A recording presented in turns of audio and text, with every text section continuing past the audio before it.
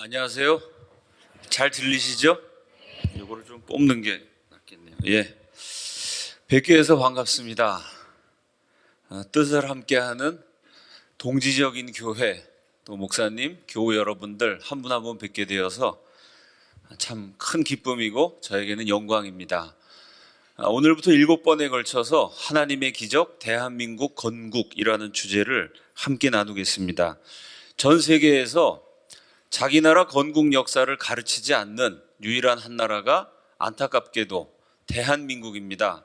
한국 땅에서 태어나서 한국인으로 살면서도 도대체 우리들의 조국이 어떠한 과정과 경로를 거쳐 이 역사의 지평에 등장했는지 대부분의 국민들이 모르십니다. 먼저 건국의 중요한 장면을 스케치해 보고 싶습니다. 우리 PPT 준비가 됐죠? 띄워주시기 바랍니다. 여러분 보시는 이 한 장의 낡고 오래된 사진은 5,000년 우리 역사에 획을 그은 중요한 순간을 포착하고 있습니다. 5,000년 동안 이 나라는 군주주의였습니다. 나라는 당연히 왕이 다스리는 것이죠. 그런데 이 낡고 빛 바랜 사진이 포착하는 바로 그 순간에 5,000년 우리 역사상 처음으로 민주주의 시대가 열립니다. 민주주의란 건 뭘까요? 제일 중요하고 기본적인 특징은 국민이 투표를 해서 지도자를 선출하는 것이죠. 1948년 5월 10일 우리 역사상 최초의 자유민주 총선거를 통해서 198명의 건국 지도자들을 선출합니다. 그분들이 뭐예요? 신생국가 대한민국의 근본을 이루는 헌법을 제정하죠. 그래서 이 사진에 헌법을 제정한 국회, 제헌국회라는 제목이 붙어 있습니다. 1948년 5월 31일 제헌국회가 열리던 그날 사진에 단상에 서신 분이 초대 국회의장 이승만 박사입니다. 이승만 국회의장이 연설하러 올라갔을 때 바로 밑에 국회 속기사가 대기하고 있었어요. 그 옆에는 우리나라 정부에서 발행하는 신문 관보의 기자들이 펜을 들고 역시 기다리고 있었습니다. 왜냐하면 무려 5,000년 만에 처음 민주주의 시대의 개막을 알리는, 그리고 대한민국 건국의 위대한 출발을 알리는 역사적인 연설을 했기 때문입니다. 그래서 이날 이승만의 연설이 우리나라 국회에 가보면 대한민국 국회 속기록 제1권의 1페이지에 첫 번째 줄에 그대로 적혀 있습니다. 우리나라 문서 기록 보존소에 가보면 대한민국 관보 제1호의 1면의 첫 번째 기사로 이날 이승만 초대 국회의장의 연설이 그대로 기록되어 보존되고 있죠. 이렇게 연설하셨습니다. 반만년 길고 유구한 우리 역사의 처음으로 민주주의 시대를 개막하고 국회를 열게 된 것은 사람의 힘과 사람의 능력으로 된 것이 아니고 우리 민족을 사랑하사 대한민국을 탄생케 하신 살아계신 하나님의 은혜와 도우심으로 이루어진 일입니다. 여러분, 이 얘기가요, 어느 목사님 설교집에 나오는 얘기가 아니에요. 대한민국이라는 나라의 공식적인 역사 기록의 첫 번째 페이지, 국회 속기록 1권 1페이지 첫 번째 줄에 대한민국 관보 1호의 1면의 첫 번째 기사로 저와 여러분이 믿는 성경의 하나님을 향한 신앙 고백이 그대로 적혀 있습니다. 이승만 국회의장이 연설을 계속합니다. 이은영 의원 앞으로 나오시오. 종로구에서 당선된 국회의원 이윤영 씨를 단위에 모셨어요. 그분은 국회의원 겸 목사님이셨습니다. 이북에서 목회를 하다가 공산당들에게 다 뺏기시고 서울로 월남하셨어요. 서울에 오셔서 그분이 세우신 교회, 예전에는 남산 기슭에 있어서 남산 감리교회, 지금은 강남구 신반포동에 있습니다. 제가 몇 해 전에 기념 강연을 하러 갔다 온 적이 있는 그런 교회입니다. 교회를 세우신 목사님이 정치 1번지 종로구의 국회의원으로 출마하셔서 당선되셨어요. 이 목사님을 이승만 국회의장이 단위로 모십니다. 새로 탄생한 대한민국을 위해서 기도해 주십시오. 대표 기도를 부탁해요. 목사님들이 마이크를 잡으면 되게 길어지는 수가 있습니다. 저도 오늘 되게 길게 할지도 몰라요. 이윤영 목사님이 마이크를 잡으시더니 길어지셨어요. 얼마나 길어지셨냐면 대표 기도를 부탁받으셨는데 설교만큼 하셨어요. 무려 30분을 대표 기도하셨습니다. 여러분 생각해 봅시다. 이 나라가 탄생하던 그 순간 건국의 중대사를 논의하던 그 시점에 전 국민 가운데 기독교인은 고작 1%, 99%가 기독교인이 아니었습니다. 99%의 국민이 비기독교인인 나라에서 5,000년 역사상 처음 민주주의 시대를 개막하고 대한민국 건국의 중대사를 논의하는 그 역사적인 순간에 고작 국민의 1%가 믿는 소수파 종교의 지도자, 목사가 단위에 올라가서 무려 30분이나 대표 기도를 했어요. 그럼 그 자리에 모인 건국의 지도자들이 재헌국회의원들이 분개했겠죠. 아니 지금 뭐 하는 겁니까? 우리 국민 가운데 기독교인 1%밖에 없는데 왜 목사가 올라가서 30분씩 대표 기도를 합니까? 아 여기가 지금 나라 세우자는 재헌국회지 무슨 교회에서 부흥회합니까? 누군가는 언성을 높이고 항의를 했겠죠. 그런데 신기하고 희한한 일은 그 198명 재헌국회의원 가운데 항의를 제기한 사람은 단 한 사람도 없었어요. 오히려 누가 시키지도 않았는데 모두 자리에서 일어납니다. 이윤영 목사님의 기도에 아멘, 아멘, 아멘으로 화답했어요. 어떻게 이런 진기한 일이 가능했을까요? 전 국민 가운데 기독교인은 1%였지만 대한민국 건국의 지도자들 중에는 90% 이상 기독교인이었습니다. 기독교인들이 주도권을 잡고 기독교인들이 지도자가 되어서 기독교적 리더십을 발휘하면서 전 국민을 이끌고 가서 세운 나라, 바로 그 나라가 대한민국입니다. 그래서 지도자들은 기독교인이 많았기 때문에 재헌국회가 열리던 그날 목사님이 올라가서 기도하셨던 것은 당연한 수순이었죠. 그 다음 장면이요. 아까 먼저 보여주신 장면입니다.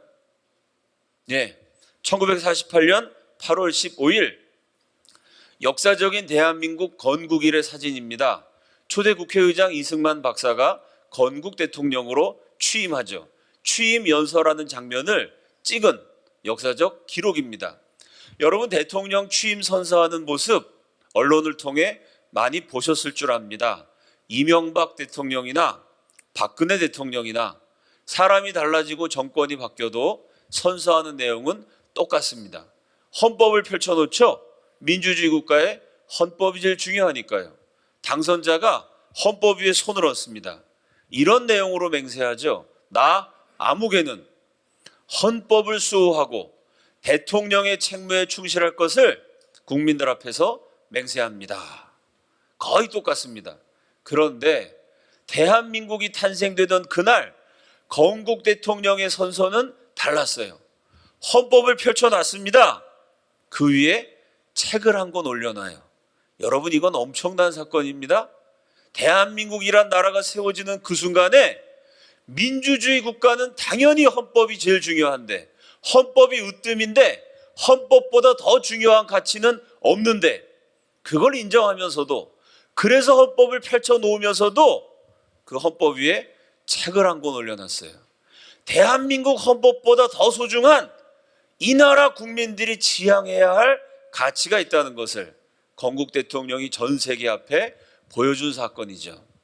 이승만 대통령이 헌법 위에 올려놓은 책, 하필이면 새 책이 아니고 다 떨어진 낡은 헌책이었습니다.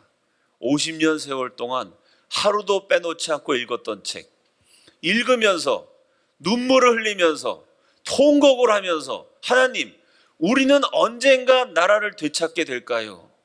기도를 바쳤던 독립투사 이승만의 오랜 눈물과 기도와 독립을 향한 염원이 서려 있었던 그분이 개인적으로 보시던 낡고 오래된 성경책이었어요. 헌법 위에 성경을 올려놓습니다. 이 헌법 위에 손을 얹어요. 그리고 이렇게 맹세합니다. 나 이승만은 헌법을 수호하고 대통령의 책무에 충실할 것을 3천만 동포 앞에서 맹세합니다 라고 말씀하신 장면을 찍은 오래된 흑백 필름이 지금도 보존돼 있어요. 그런데 그 필름을 천천히 돌리다 보면 이게 너무 오래돼 가지고요, 비가 내리는 것처럼 하얗게 빗줄이 쳐져 있고 구멍이 뻥뻥 뚫려 있는데 떨리는 목소리, 좋지 않은 화질 녹음 상태지만 또렷이 들을 수 있는 대목이 있습니다. 3천만 동포 앞에서 맹세합니다. 앞에 이런 말을 덧붙였어요. 우리 민족을 사랑하사 대한민국을 탄생케 하신 살아계신 하나님과 3천만 동포 앞에서 맹세합니다. 대한민국 건국에 대한 수천 점의 역사적 자료가 있습니다. 저는 그런 거 모아서 연구하고 책도 쓰고 대학에서 가르치는 일을 합니다. 그 수천 점의 자료 가운데 직접 제 눈으로 확인한 것만도 수백 점, 어쩌면 1000점이 넘을지도 모르겠습니다. 그 수많은 자료들 내용을 다 소개해 드릴 수가 없어서 그 중에 2장, 낡고 오래된 사진이 전하는 이야기를 함께 나누었습니다. 나머지 모든 자료의 내용도 똑같습니다. 대한민국의 건국 정신은 기독교입니다. 여러분, 지구상에 200개가 넘는 나라가 20세기와 21세기에 존재했습니다. 그 가운데 나라를 세울 때 지도자들이 다 같이 모여서 기도하면서 세운 나라 몇 개가 있을까요? 미국, 기독교 국가니까 기도하면서 나라 세웠겠죠. 그 미국 지도자들이요, 집에서는 기도 열심히 했습니다. 교회에서도 기도했어요. 집에서 교회에서 기도했다는 기록은 있습니다. 그런데 그 미국 건국 지도자들이 모이면 회의를 했죠. 건국의 중대사를 논의하기 위해서 정치를 했습니다. 영국, 프랑스 마찬가지예요. 집에서는 기도했고 교회에서는 기도했을지 몰라도 모여서는 정치하고 회의를 했습니다. 나라를 세우는 중요한 출발선상에서 공식적으로, 공개적으로 지도자들이 다 같이 모여서 아예 목사님을 불러놓고 기도하면서 세운 단 한 개 나라, 대한민국입니다. 기도로 세운 이 나라를 하나님이 기억하시고 이제까지 지켜주시고 놀랍게 축복하셨고 사용하셨는 줄로 믿습니다. 기독교로 나라를 세워야 된다는 생각을 처음 하고 그 꿈을 이루기 위해서 온갖 고난의 대가를 지불하고 마침내 역사의 지평 위에 저와 여러분의 조국 대한민국이라는 국가를 탄생시킨 주역이 건국 대통령 이승만입니다. 91년에 파란만장한 생애를 사셨습니다.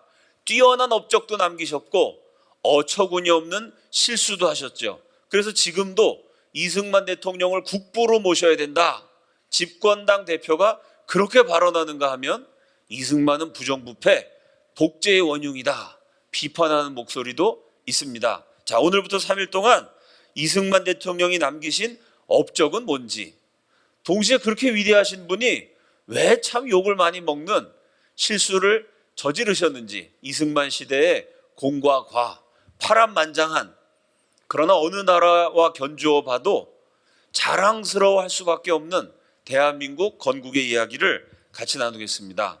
1894년 19살 조선의 천재로 유명했던 이승만이 배제학당에 입학합니다. 이게 이승만의 운명을 바꾸는 중요한 사건이 되죠. 그때는 조선이 내리막길을 치닫고 있었어요. 나라는 점점 기울어가고 있었는데 그때 조선 사람들이 미국이란 나라가 있다는 것을 알게 됩니다. 발달된 미국 문명과 미국 교육이 조선 땅에 보급되기 시작해요. 미국이라는 크고 강한 나라가 있다. 애국자 이승만이 이제 나라가 기울어가는데 우리나라가 다시 일어서려면 미국처럼 강한 나라 돼야 된다. 그럼 앞서가고 있는 나라 미국에서 그 발달된 제도와 문명, 사상과 철학을 배워야 된다. 선진국 미국의 문물을 배워서 멸망하고 있는 조선을 살려보겠다는 일념으로 19살 애국 청년 이승만이 배제학당에 입학합니다. 왜 배제학당 갔냐면요, 그 당시 조선 팔도의 유일한 서양식 교육기관이었죠. 일단 미국 문물을 배우려면 영어를 배워야 됩니다. 그 이승만이 영어 가르쳐주는 배제학당 입학하는 건 당연한 순서였죠. 얼마나 이승만이 똑똑했냐면요, 영어 배우러 배제학당 갔는데 6개월 만에 소기의 목적을 달성했어요. 6개월 만에 영어를 마스터합니다. 여러분, 그 당시에는 영어 사전도 없던 시절입니다. 영어 학원, 영어 강좌 꿈도 못 꾸던 시절이죠. 이승만이 영어를 어떻게 배웠냐면요, 선교사하고 손짓 발짓으로 영어를 배웠어요. 이승만이 이렇게 이야기합니다. 책을 보여주면서 책. 그럼 선교사가 그거 북 이래요.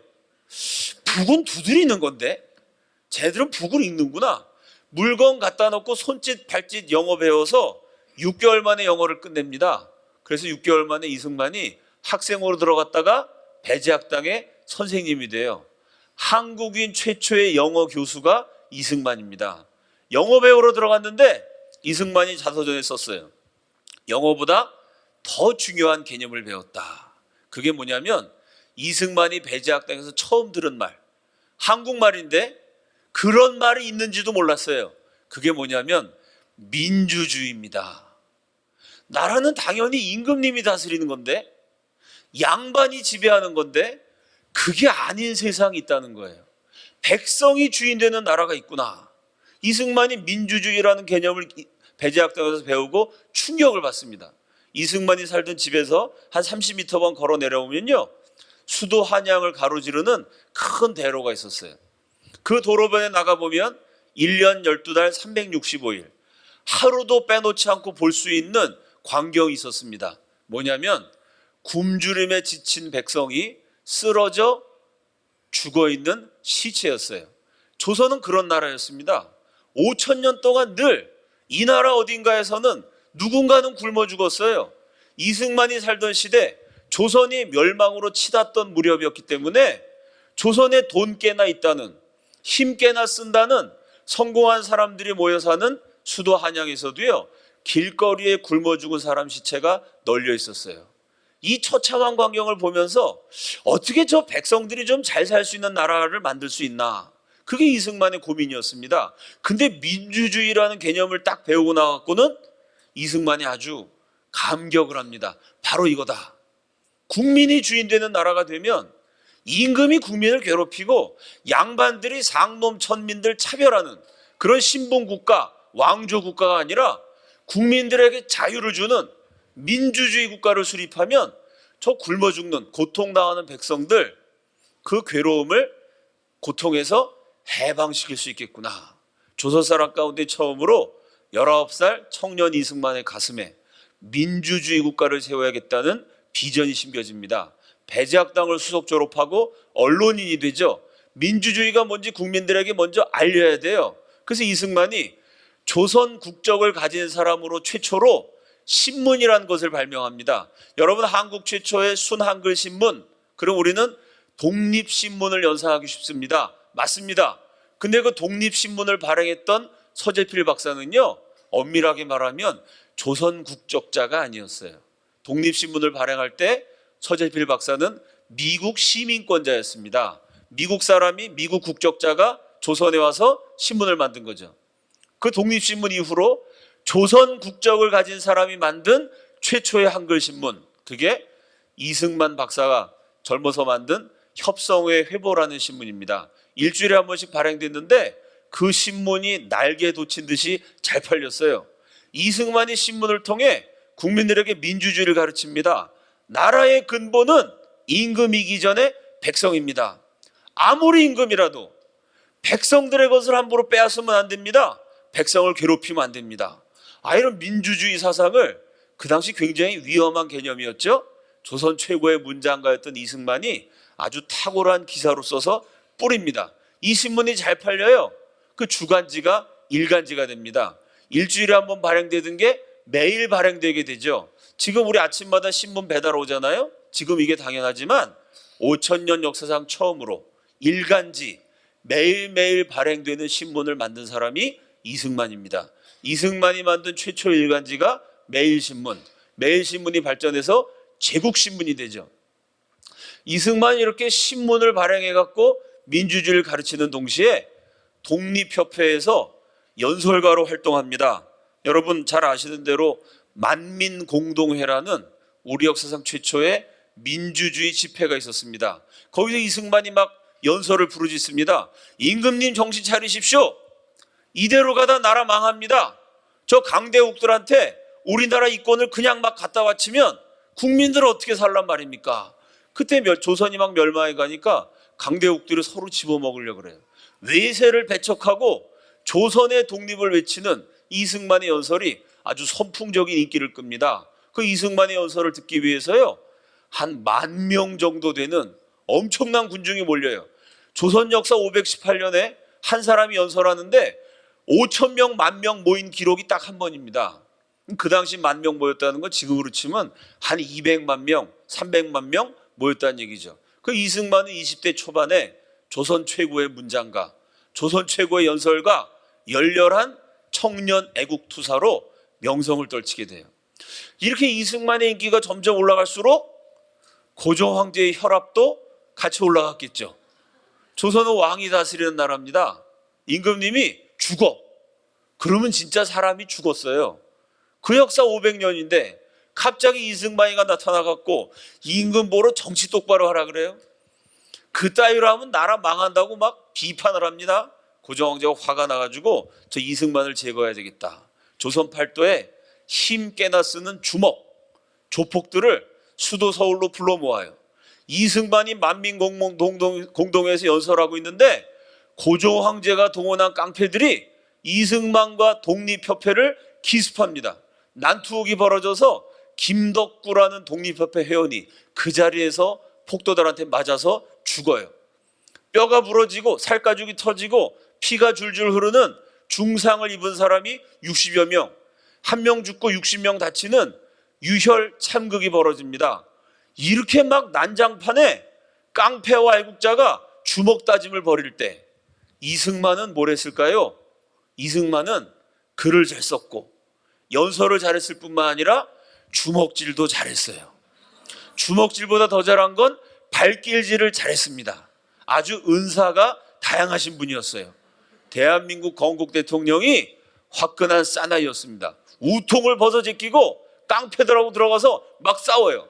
발차기를 잘해갖고 깡패 두어 녀석을 이승만이 실제로 쓰러뜨리기까지 했어요. 그런데 아무리 잘 싸워도 때로 몰려드는 단련된 조폭을 이길 수가 없습니다. 싸우다가 이승만이 어이쿠 맞아 죽겠구나, 불리한 걸 깨달았어요. 도망쳐야지.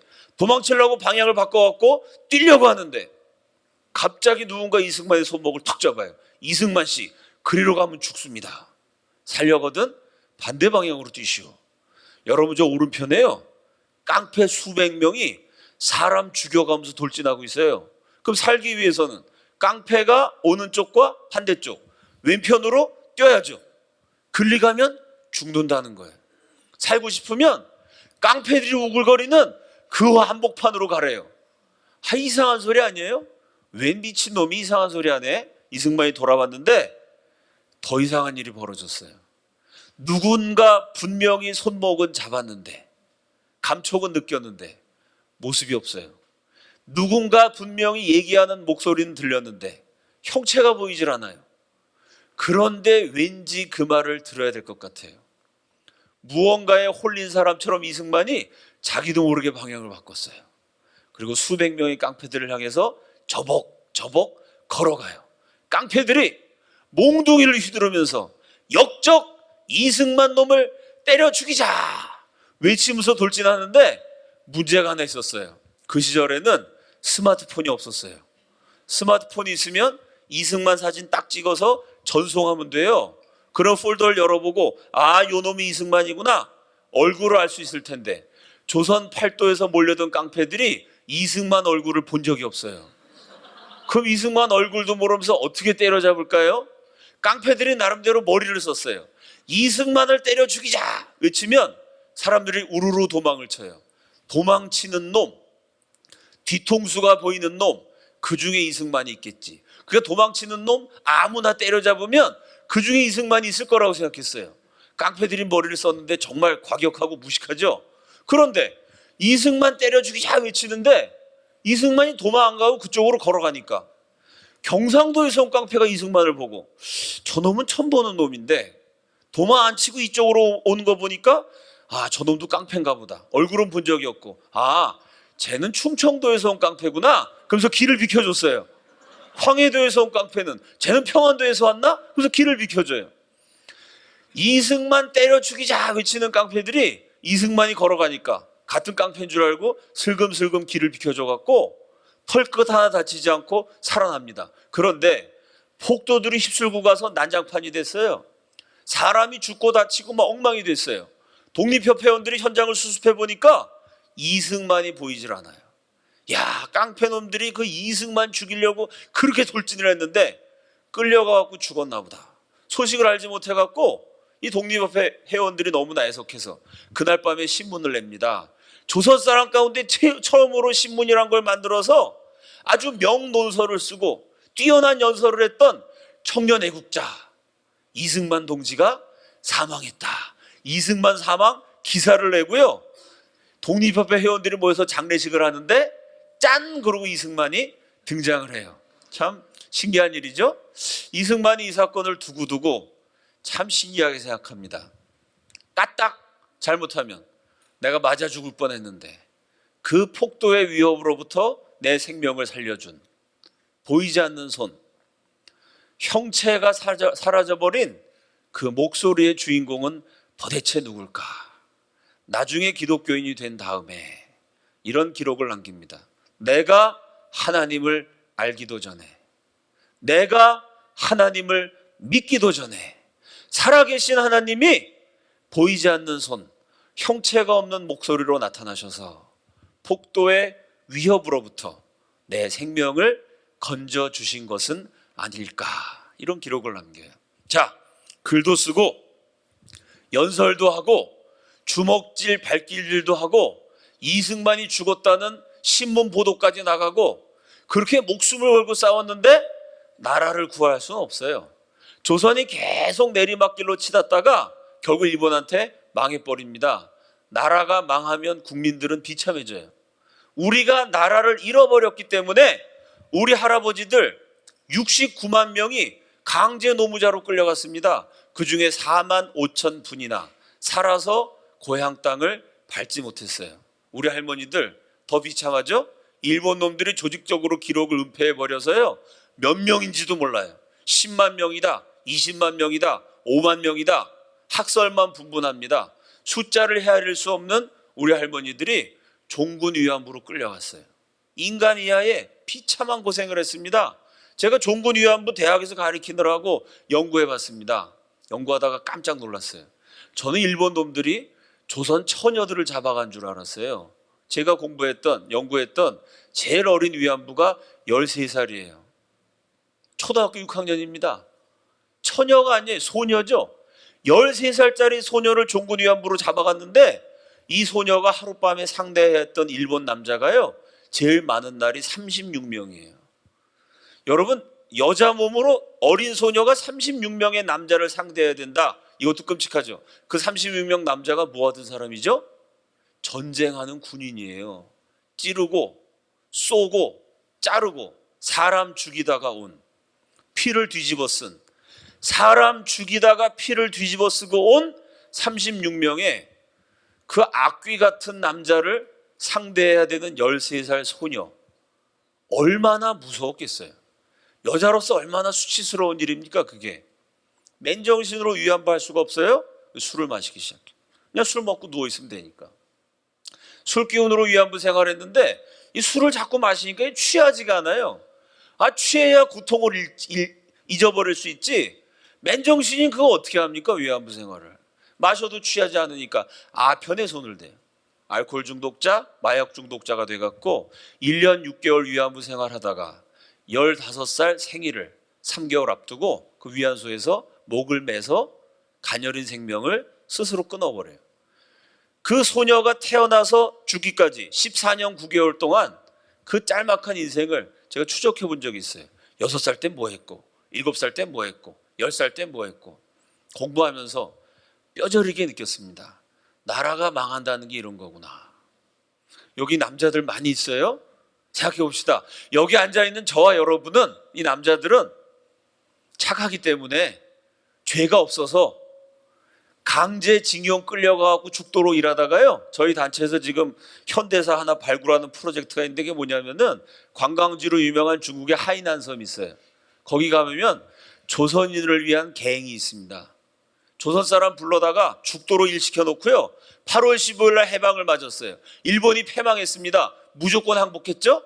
그 해방 소식을 일본 놈들이 우리 할아버지들한테 알려주지도 않고 집합 1000명을 그냥 다 죽여가지고 산 사람을 구덩이에 넣고 생매장해 버렸어요.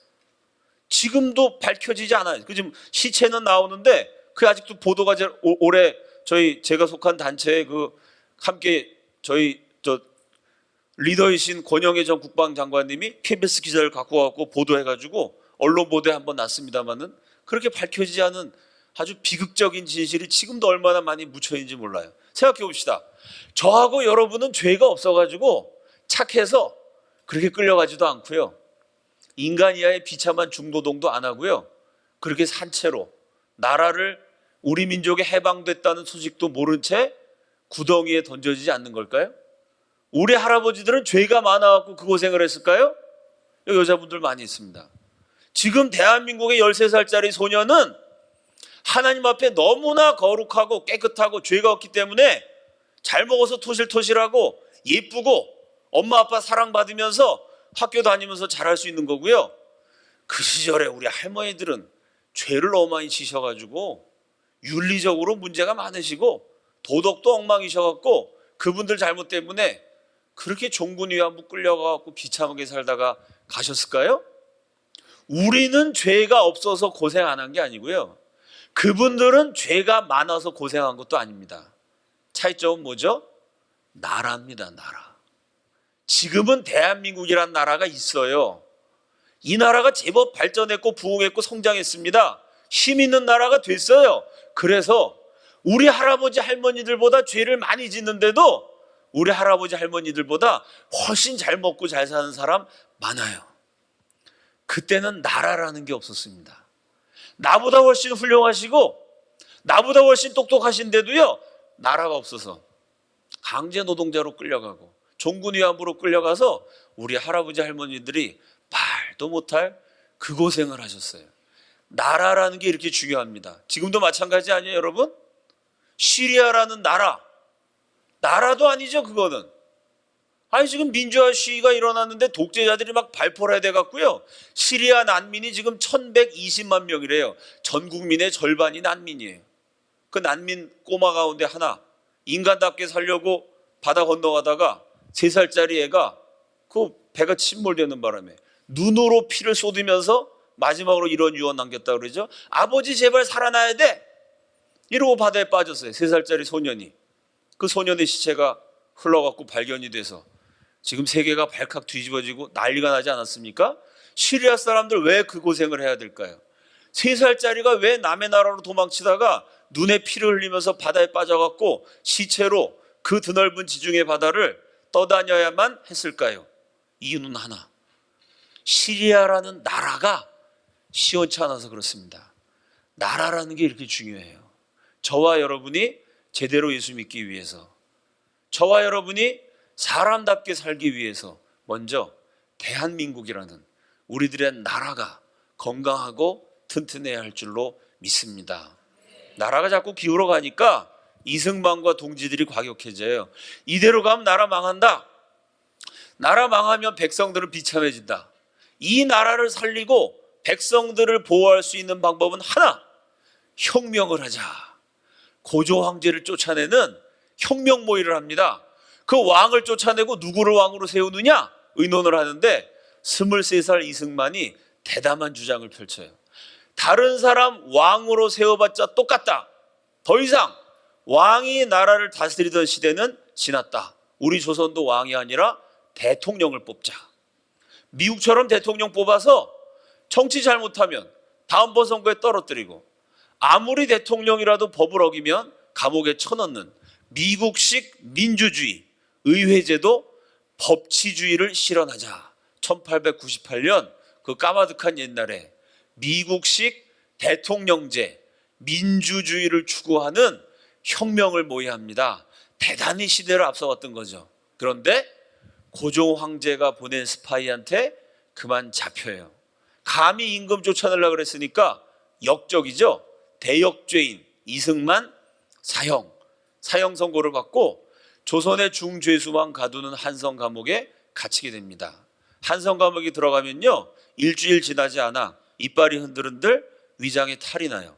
왜냐하면 죄수한테 밥을 주는데 애초에 밥을 지을 때부터 쌀 반, 모래 반, 쌀 반, 나무 껍질, 왕겨 반, 나무 껍질 모래알 씹어야 되니 치아가 손상되고 위장에 병이 생기는 건 당연하죠.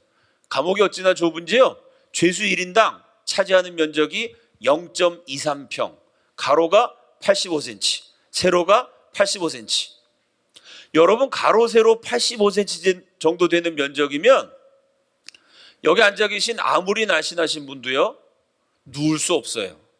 다리를 뻗기조차 좁겠죠. 그 좁은 공간에 웅크리고 있어야 되는데 그냥 웅크리고 있는 게 아니고요, 목에는 무게 10kg의 칼을 써요. 손은 수갑으로 채워요. 다리는 족쇄로 묶어요. 일어나서 움직일 때는 등을 쇠사슬로 칭칭 동여매 갖고 쇠사슬을 잡아 당겨서 죄수들을 움직이게 만들어요. 온몸이 꽁꽁 묶인 채로 꼼짝없이 앉아 있으면 머리끝부터 발끝까지 파리, 모기, 찐득이, 바퀴벌레, 벼룩, 심지어 가끔씩 쥐가 와서 온몸을 물어 뜯어요. 벌레가 어찌나 깨물어댔는지요, 그때 이승만과 함께 갇혔던 김형섭이라는 죄수의 회고에 의하면 벌레들이 피를 빨아먹은 자리 때문에 이틀만 지나면 하얗던 옷이 빨갛게 변했대요. 벌레가 깨물으면 손으로 잡아야 되는데 온몸이 묶여 있으니 손으로 움직일 수가 없잖아요. 꼼짝없이 앉아갖고 피를 빨리우는 거죠. 밤에는 고문실로 끌고 가요. 빨개 벗겨서 공중에 까꾸로 매달아요.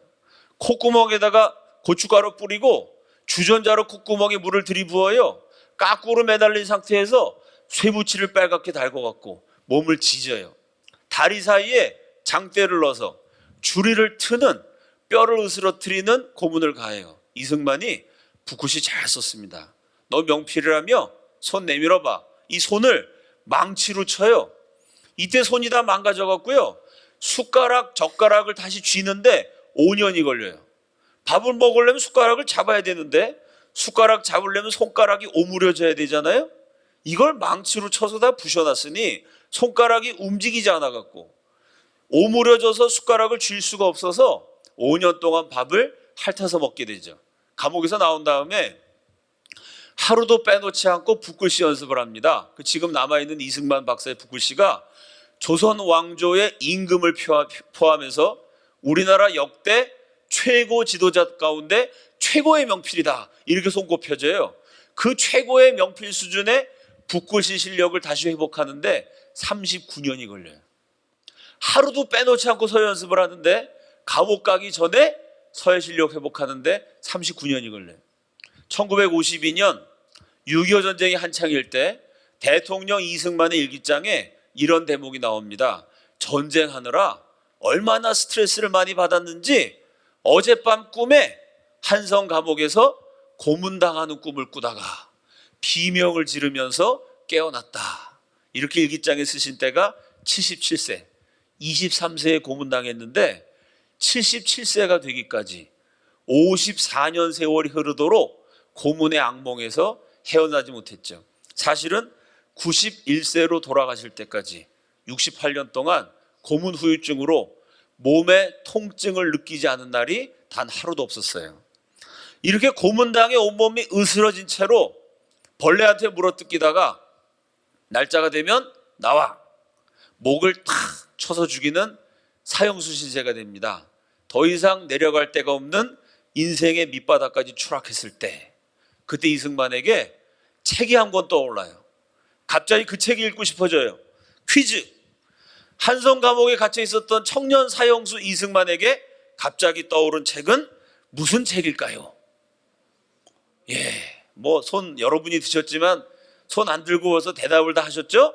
제가 전국을 돌아다니면서 이 퀴즈를 냈는데 지금까지 틀리신 국민은 한 분도 안 계세요. 우리가 역사는 약하지만 눈치는 강하죠? 목사가 교회에 와서 무슨 책일까요? 정답은 불경이요. 뭐 설마 그런 사태가 벌어지진 않겠죠? 예, 뭐 뻔하지 않겠어요? 목사가 퀴즈 내는데 성경, 예수님 뭐 이러면 대충 다 맞겠죠? 이승만이 감옥에서 성경을 구해다가 읽기 시작해요. 어떻게 읽었을까요? 그냥 펴놓고 읽으면 되죠. 그건 자유로운 사람 얘기입니다. 온몸이 묶여있는 데다가 목에는 칼까지 쓰고 있어요. 감옥이 너무 좁아서 감옥 안에 성경을 펼칠 자리가 없어요. 이승만이 겨우 찾아낸 자리, 앞에다가 성경을 딱 펼칠래도 앞사람 등짝이 바로 앞에 붙어 있어요. 목에 칼을 쓰고 있으니까 이거 펼쳐봤자 보이지 않아요? 그 좁은 깜방에 성경 하나 펼칠 수 있는 빈 구석, 옆구리하고 엉덩이가 만나는 지점, 요 옆에 한 뼘만큼 빈자리가 있었대요. 여기다가 성경을 펼쳐, 여기다가 딱 이렇게. 그리고 목에 칼을 쓰고 있으니까 모가지를 최대한 길게 빼요. 숙여갖고 째려보면 요 옆구리에 펼친 성경이 보이겠죠? 형 옆에 펼쳐놓고 모가지를 빼갖고 읽어요. 한 페이지 다 읽으면 다음 페이지를 넘겨야 돼요. 아, 손이 묶여있는걸요? 다음 페이지를 보려면 옆 사람한테 부탁을 합니다. 넘겨주세요. 부탁해서 옆 사람이 넘겨줘야 다른 페이지를 보는데요. 문제는 잘 안 넘겨줬대요. 왜냐하면 그 당시에 역적은 조선사회의 제일 나쁜 인간입니다. 이 감히 임금님을 나라님이라 그랬어요. 임금이고 국가입니다. 그 나라님 쫓아내려고 그랬으니까 이거 아주 역적이잖아요. 역적놈 옆에 있는 것도 재수 없는데 그 당시 조선 사람은요, 기독교, 예수교, 야소교라 그랬어요. 이 야소교 서양 오랑캐들 미신입니다. 그래 조선 사람이 야소교 경전이 성경책 만지면 이거 아주 서양 귀신이 들러붙어가지고 아주 재수가 없어져요. 아니 역적놈 주제에 고문당해서 막 피고름이 흐르고 냄새가 나고 살이 썩는 아주 지저분한 역적놈이요, 재수없게 실이 이 야소교 성경책을 넘겨달라는 거예요. 그러니까 옆 사람이 부정탄다고 기분 나쁘다고 재수없다고 성경책 넘겨달라고 할 때마다 귀싸대기를 한 대씩 때렸어요. 그럼 어떻게 할까요? 아, 성경이라도 읽고 있어야 그래도 마음의 위안이 생기거든요. 옆 사람이 안 넘겨주는 바람에 읽었던 페이지를 또 읽어요. 읽고 또 읽어요. 100번, 200번, 300번 읽어요. 여러분, 이승만은 제가 말씀드렸던 것처럼 영어 사전도 없던 시절에 손짓 발짓으로 배워가지고 6개월 만에 영어 끝내고요, 한국인 최초로 영어 대학 교수가 된 사람입니다. 한국어, 중국어, 일본어 영어 사전을 감옥에서 만들기도 했던 우리 역사상 최고의 천재예요. 여러분, 그 천재가 건성건성 읽은 게 아니에요.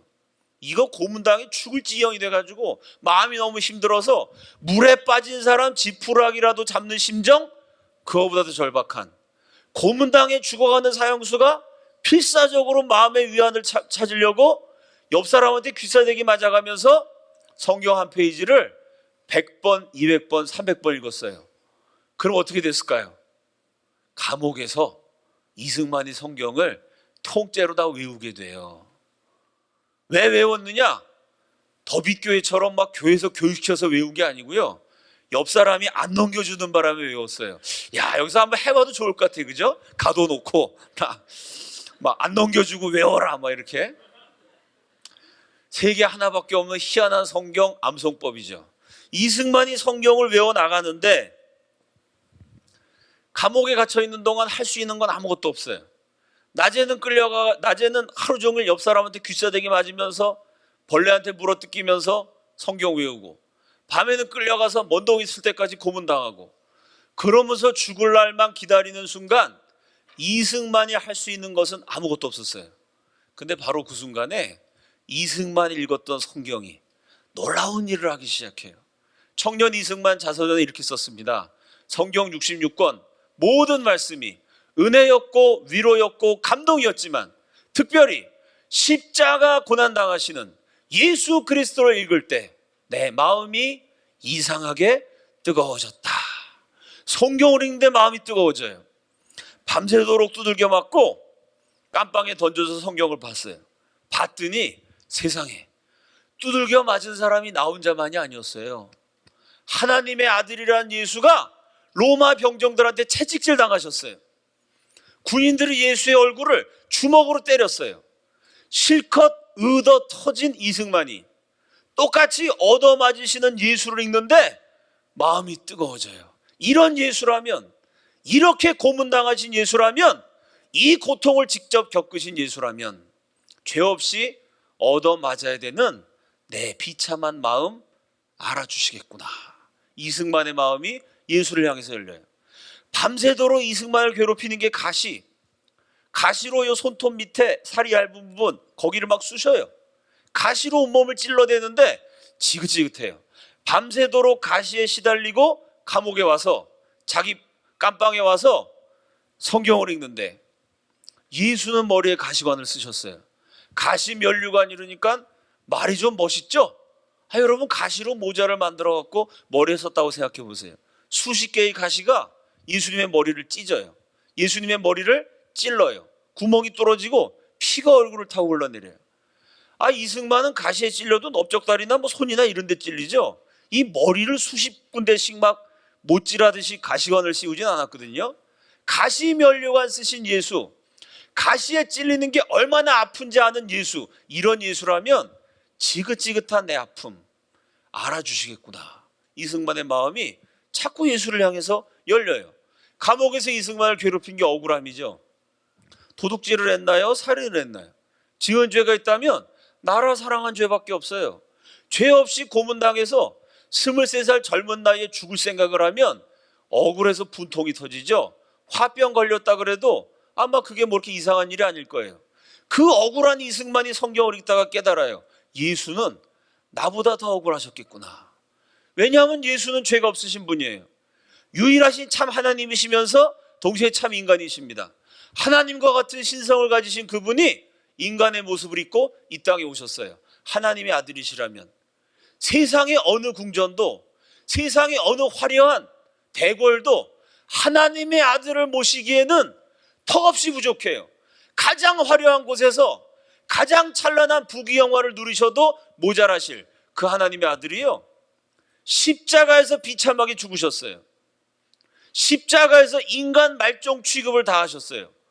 이렇게 죄 없이 고통당하신 예수라면, 십자가에 매달려 죽은 예수라면 억울하게 고문당하고 죽어야 되는 내 원통함, 내 분노, 내 비통한 심정 알아주시겠구나.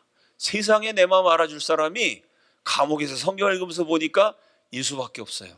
이승만이 예수를 향해서 점점 마음이 열려요. 사실은 배제학당 다닐 때 아펜젤로 선교사가 이승만에게 복음을 증거했어요. 예수님이 내 죄를 대신해 죽으시고 3일 만에 살아나셨습니다. 그 복음을 들은 이승만의 소감, 집에 와서 어머니한테 이렇게 얘기했어요. 어머니, 세상에 베라벨 종류의 사기꾼이 다 있지만 최고의 사기꾼이 저 미국 선교사 놈들입니다. 이게 복음 전도에 대한 이승만의 반응이었습니다. 왜 그렇게 얘기했을까요? 예수는 기원 전후 무렵에서 팔레스타인에 사셨습니다. 2000년 전에 팔레스타인에서 죽은 예수가 2000년 지난 후에 조선 땅에 살고 있는 이승만과 무슨 상관이냐는 거예요. 아무 상관이 없죠. 1900년 전에 팔레스타인에서 예수가 죽었어요. 그게 지금 나랑 무슨 상관이 있어요? 아무리 생각해도 상관이 없는데 미국 선교사가 뭐라 그러냐면은 그 1900년 전에 죽은 예수가 1900년 후에 태어날 조선이란 나라에 이승만의 죄 때문에 죽었다는 거예요. 어머니, 세상에 이런 거짓말이 어디 있습니까? 나는 이스라엘이란 나라 이름 오늘 처음 들었는데, 그것도 1900년 전 까마득한 옛날 호랭이 담배 피던 시절에 그 예루살렘 땅에 태어났던 이스라엘의 예수가 1900년 후 조선 땅에 청년 이승만의 죄 때문에 그것 때문에 죽었다는 게 이게 말이 됩니까? 또 하나, 사람이 죽으면 끝이지 죽은 다음에 3일 만에 살아나? 이승만이 우리 역사상 최초의 반미주의자이기도 합니다. 그때 무슨 얘기를 하냐면요, 저 미제국주의자 놈들이 본인들도 기독교 안 믿습니다. 본인들도 예수가 내 죄를 대신해 죽고 3일 만에 살아나고 이런 허무맹랑한 거짓말을 미국 놈들도 안 믿으면서 우리 조선 사람들한테 이 사악한 미신을 지금 퍼뜨리려고 그럽니다. 조선 사람한테 이상한 미신 믿게 해갖고 조선 사람 미개하게 만들어서 조선을 식민지로 삼으려고 저 미국 선교사님들이 저런 거짓말을 치고 있습니다. 실제로 이승만이 어머니한테 얘기를 하면서요, 배제학당 갈 때 어머니가 염려했거든요. 야, 네가 조선의 왕족인데 그 기독교 믿으면은 조상 제사도 안 보시는 불효자식 된다는데 그 미국 선교사 세운 학교 왜 갈라 그러냐? 이승만이 얘기하면서, 오늘 내가 그 복음회란 거 들었는데 기독교가 이런 말도 안 되는 종교입니다. 그걸 어머니한테 각서를 써줬어요. 내가 배제학당 가서 영어 배우고 발달된 미국 문명은 받아들이지만 절대 기독교 이런 거짓말에는 속아 넘어가지 않겠습니다. 그랬더니 이승만입니다. 근데 감옥에서 죽을 지경이 돼서 성경을 읽는데 그게 그렇게 은혜가 돼요? 그 예수를 향해서 마음이 열려요? 야, 이 예수밖에 내 마음 알아주실 분이 없구나. 눈물이 나고 마음이 뜨거워져요. 옆 사람이 넘겨줘서 복음서의 마지막 페이지들을 보는데 그 예수가 십자가에 죽었다가 살아났어요. 그 순간 이승만이 깨달아요. 그렇구나. 성경이 말하는 예수는 죽은 예수가 아니라 살아있는 예수구나. 저와 여러분이 믿는 예수, 죽어서 묻혀서 십자가에 달려서 끝장난 예수가 아니라 3일 만에 살아나신 예수, 지금도 나와 함께 하시는 예수, 오늘도 나그네와 같은 인생길 내 손을 붙들고 내 삶의 현장에서, 내 삶의 투쟁에서 나와 함께 걷고 계신 살아계신 주님이신 줄로 믿습니다. 아멘이시죠? 여러분하고 똑같이 이승만이 감옥에서 그걸 깨달아요. 예수가 살아계시는구나. 살아계신 예수님이 내 곁에 계시는구나.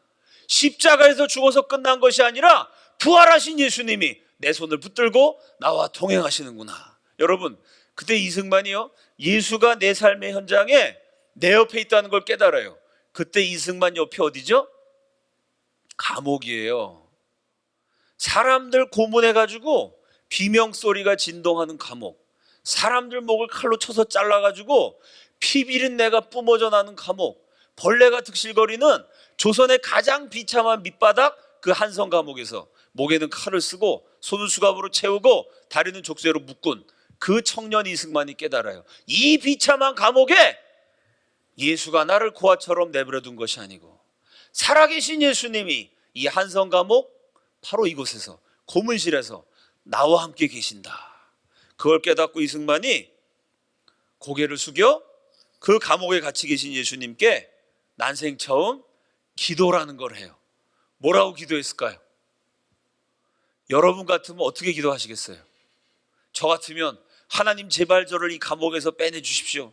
제가 장가도 못 갔는데 23살에 죽는 건 너무 억울합니다. 이렇게 기도했을 것 같은데 1899년 1월 추운 겨울날 그날의 기록을 이렇게 남겼습니다. 나는 평생 처음으로 감방에서 기도했다. 고문당하던 피투성이 사형수 이승만의 입에서 예수님을 영접하는 그 순간 처음 튀어나온 기도, 영어로 이렇게 썼어요. O God, 오 하나님, save my country. 우리 조국을 구원해 주시옵소서. 위대한 기도입니다. 정치가로서 이승만은 찬란한 업적도 남겼고 바보 같은 실수도 저질렀어요. 파란만장한 생애였습니다. 그러나 신앙인 이승만에게는요, 대한민국의 기독교인이라면 반드시 기억해야 하는, 본받아야 하는, 따라가야 하는 아름다운 발자취가 있어요. 1899년 1월 고문당에 망신창이가 된 으스러진 이승만이 예수를 믿으면서 처음 드린 기도, 오 하나님 우리 조국을 구원해 주옵소서.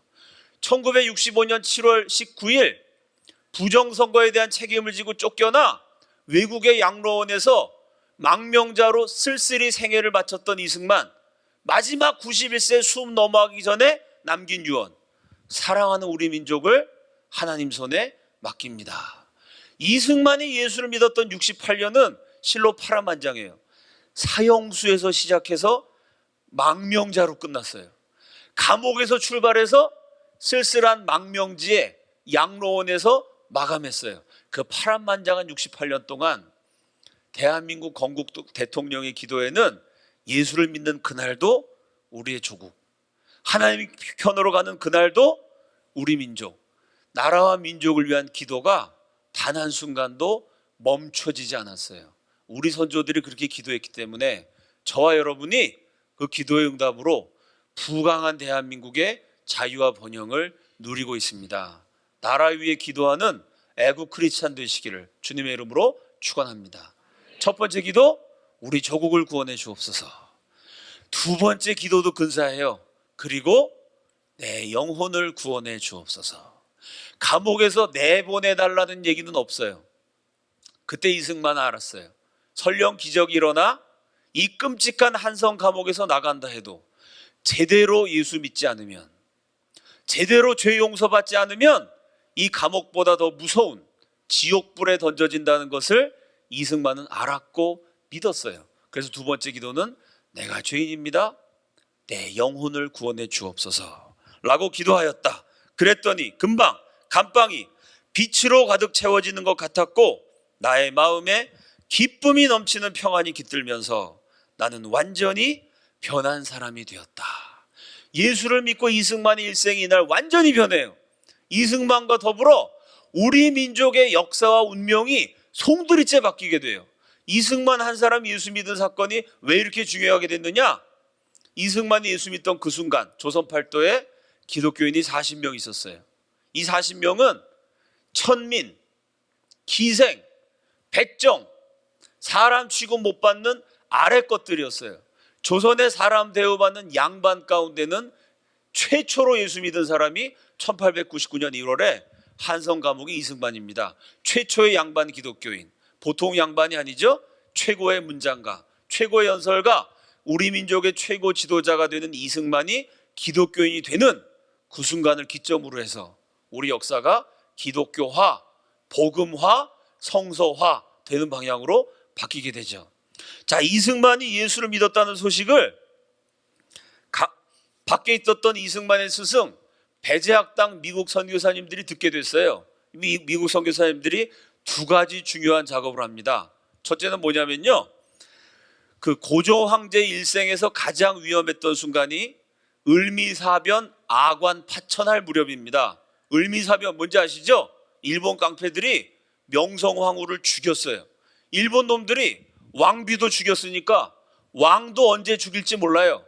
그 고조 황제의 생명이 아주 위험해졌을 때 보디가드 역할을 해주신 분들이 미국 선교사들이었어요.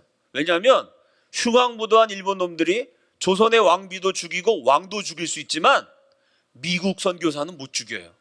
왜? 미국은 강대국이니까 일본 놈이 미국 사람 죽였다가 미국이 가만히 있겠어요? 그래서 고조 황제가 제일 위험할 때 불침번을 서갖고 일본 깡패가 고조 황제 죽이지 못하도록 보초 서준, 호위병 역할을 해준 사람들이 미국 선교사들이었어요. 고조 황제가 드시는 음식 독이 들어있나 안 들어있나 미국 선교사님들이 먼저 먹어보고 독이 없습니다. 그럼 황제가 드셨어요. 이렇게 고조 황제의 생명이 은인이었던 미국 선교사들이요, 갑자기 막 생색을 내기 시작해. 폐하, 우리가 폐하의 생명을 구해드리지 않았습니까? 그러니 폐하도 부탁 좀 하나 들어주십시오. 그게 뭐냐? 우리가 한국 와서 가르쳐 보니까 제일 똑똑하고 나라 사랑하는 위대한 청년이 이승만입니다. 젊었을 때 좀 객기 부리느라고 잘못해갖고 사형 선고 봐서 고문당하고 있는데 나라를 위해서 이승만 같은 애국자는, 그 뛰어난 청년은 한번 봐주셔서 살려주시는 게 좋겠습니다. 이 미국 선교사님들이 아꼈던 제자 이승만을 위해서 구명활동을 해요. 그 생명의 은인들이 자꾸 쫄라대니까 고조 황제가 귀찮아갖고 그래 좋다, 사형에서 무기징역. 선교사들이 또 쫄라대요.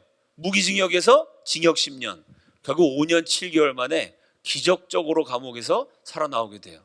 두 번째는 미국 선교사들이 미국 교회 헌금을 걷어다가 이상한 짓을 합니다. 선교사가 헌금 걷었으면은 교회를 짓든지 선교센터 지어야죠. 그게 아니라 책을 사요. 한국어, 중국어, 일본어, 영어 4개국어로 된 정치, 경제, 사회, 문화, 교육, 예술, 기독교 각 분야의 세계적인 석학들이 쓴 책 4개국어로 된 좋은 책들을 다 사서 모아요. 이때 미국 선교사님들이 감옥에다가 얼마나 좋은 책을 많이 넣어줬는지요, 우리나라 국사편찬위원장 지내신 유영익 박사님 논문에 보면 그 당시 조선 팔도의 제일 훌륭한 도서관이 한성 감옥에 있었다, 이런 기록이 나와요. 감옥에다가 아예 도서관을 하나 차려줘요. 여러분, 청년 인재를 하나 길러내는 게 이렇게 중요합니다. 미국 선교사들이 헌금 가져다가 이승만 한 사람 바라보고 엄청나게 좋은 책을 다 넣어줬어요. 그게 오늘날의 대한민국을 만든 겁니다. 이승만이 감옥에서 6개월 동안 두들겨 맞았지만 한 6개월 지난 다음에는 무기징역으로 감형되고 감옥에서 자유로워졌어요. 감옥에서 할 일 없잖아요. 하루에 10시간에서 15시간. 그 한국어, 중국어, 일본어, 영어로 된 세계적인 석학들이 쓴 책을요 5년 동안 하루 10시간에서 15시간 성경 보고 기도하고 연구하고, 성경 보고 기도하고 연구하고, 어떻게 하면 5,000년 우상 숭배했던 이 나라를 기독교 국가로 거듭나게 할 것인가. 그 감옥에서부터 대한민국 건국 준비를 한 거죠. 그 감옥에서 이승만이 500편이 넘는 글을 써요. 그 500편이 넘는 글을 꿰뚫는 주제는 하나, 하나님 제대로 믿는 제사장 국가가 돼야 된다. 이걸 기독교 입국론이라 그래요. 기독교로 나라를 세워야 된다. 자, 감옥에서 쓴 글 몇 편 보겠습니다. PPT 보여주시죠. 요게 예수를 믿은 자신의 소감을 쓴 자서전입니다. 제일 먼저 쓴 글 이렇게 썼어요. 오로지 남은 하나의 희망은 한국 사람을 거듭나게 하는 것이다. 이 말이 왜 중요하냐면 여러분, 이 당시에 조선은 희망이 없는 나라예요. 길거리에 굶어 죽은 사람 시체가 널려 있고 가난하고 비참한 채로 명맥이나마 이어오다가 그나마 일본한테 망해갔고요. 명맥마저도 끊어지기 직전의 조선. 아무런 희망이 없는 조선인데 이승만이 예수를 믿고 보니까 모든 희망이 사라져버린 것 같은 이곳 한반도에 마지막까지 남아있는 하나의 희망이 있다는 거예요. 그게 뭐냐? 우리 민족의 유일한 살 길이 뭐냐? 오로지 남은 하나의 희망은 한국 사람을 발전시키는 것이고, 한국 사람을 향상시키는 것이고, 한국 사람을 개선시키는 것이고가 아닙니다. 저와 여러분이 믿는 복음은 사람을 조금 개선시키고 향상시키고 발전시키고 좀 더 나은 수준으로 만들어주는 정도가 아니라 지옥 갈 수밖에 없는 사람을 영원한 천국에 들어가는 하나님의 자녀가 되게 하는, 사람을 거듭나게 하는 복음의 구원의 능력인 줄로 믿습니다. 사람을 조금 바꾼다고 되는 게 아니라는 거예요. 한국 사람 예수 믿고 완전히 거듭나게 하는 거. 그게 조선에 남아있는 유일한 희망이다. 23살 청년이 감옥에서 이걸 깨달았어요. 그 다음에 이렇게 썼습니다. 그 길은 기독교 교육이다. 여러분, 이 한 줄의 무게가 천금이에요. 이 말이 왜 중요하냐면요, 이승만과 같은 시대에 우리 민족의 선각자들의 글을 보면 미국은 강대국인데 조선은 약소국, 일본은 깨끗한데 조선은 더럽다, 저 선지국 국민들은 총명하고 지혜롭고 부지런한데 조선은 게으르고 무지하고 열등하다. 그래서 이 민족 가지고는 새로운 역사를 창조할 수가 없기 때문에 민족성 자체를 뜯어고쳐야 된다. 저열하고 열등한 조선 민족 갖고는 아무것도 안 된다. 민족을 확 바꾸는 민족 개조론이 유행이었어요. 여러분, 그 얘기를 일본 사람이 한 거 아닙니다. 일본 놈들도 나중에 많이 했지만 우리 민족을 정말로 사랑해서 독립운동의 전 생애를 불살랐던 위대한 애국자들의 글에 보면요, 민족 개조론이 없는 글이 없어요. 조선 사람이 이렇게 못났다, 열등하다. 못났고 열등하고 더러우니까 나라가 망했죠. 그러니 이런 열등한 민족 갖고 뭐하냐? 다 개조해버려야 된다. 이승만 어떤 사람이냐면요, 연세대학교 오영섭 교수의 글에 보면 이승만의 독립투쟁과 정치 역정은 끊임없는 문서 생산 과정이었다, 이런 대목이 나와요. 이분은 끊임없이 글을 쓰셨어요. 이승만이 남긴 문헌이 32,000점. 그게 어느 정도냐면 이승만과 동시대에 살았던 우리 민족의 쟁쟁한 인물들이 쓴 글을 다 합친 것보다 이승만 혼자 쓴 글이 더 많아요. 근데 그 32,000점의 엄청난 문헌 가운데 조선 사람 못났다, 이렇게 열등하니까 나라 망하지, 이 민족 갖고 제대로 된 역사가 안 된다, 우리 민족을 비판하고 끄집고 못났다고 지적하는 글은요 단 한 줄도 없어요.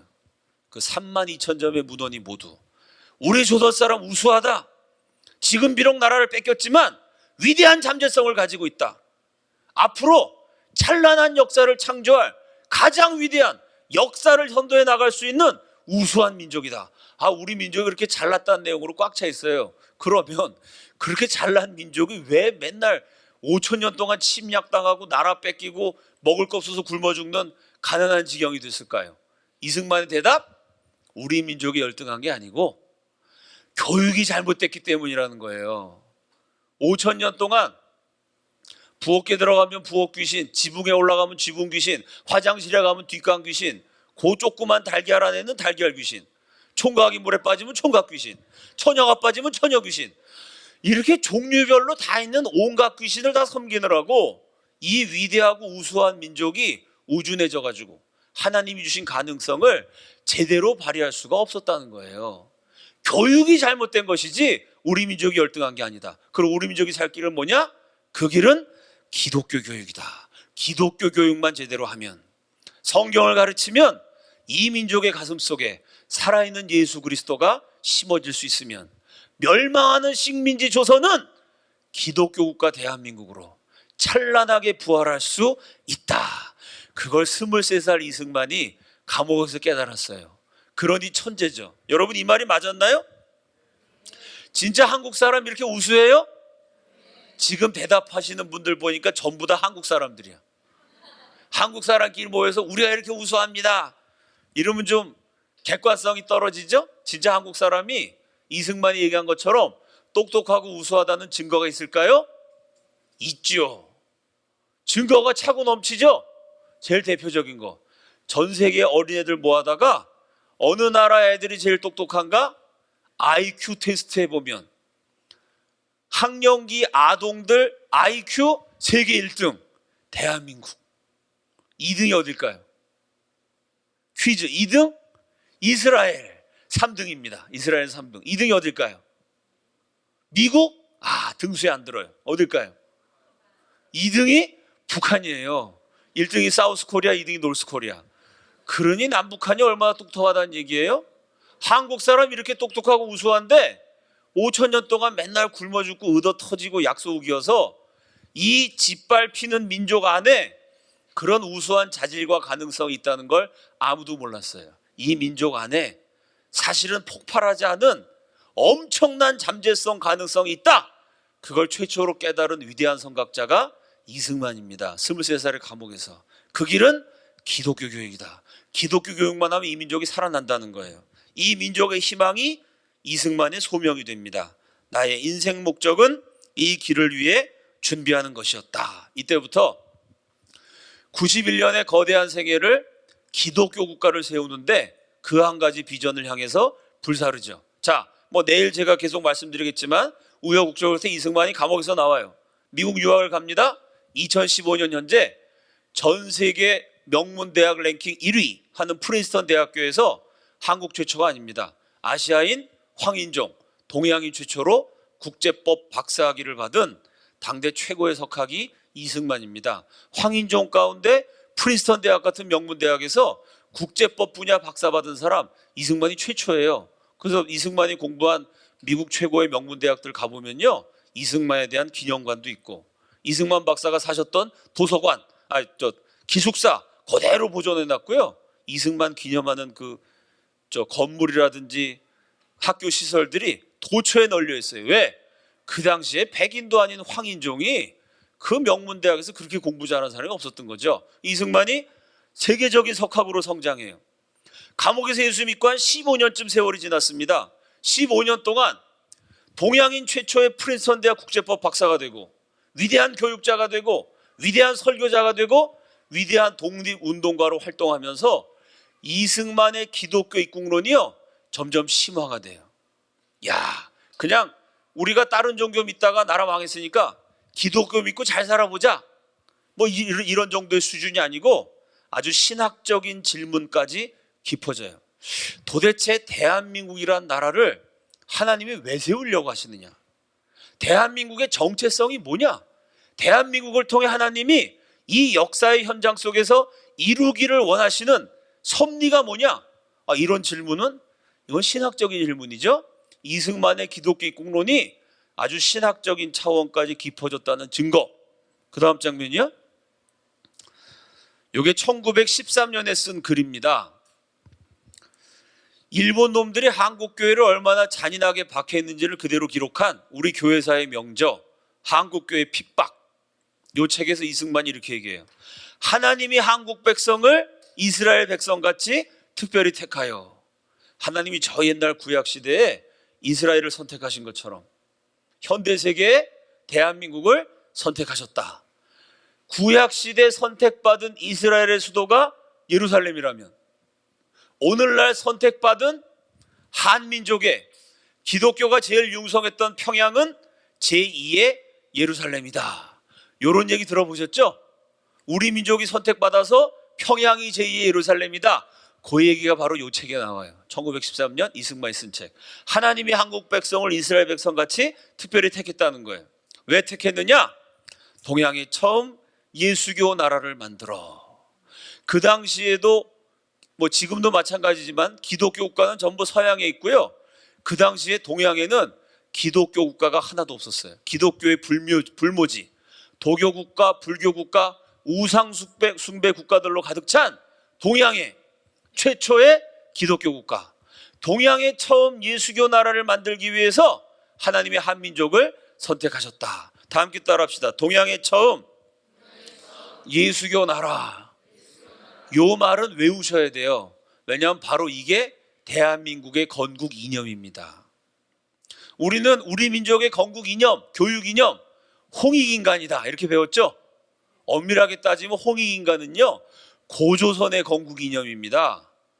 그 환인의 아들 환웅이 내려왔는데 여자가 없어가지고 호랑이하고 곰하고 마늘을 까먹었다면서요.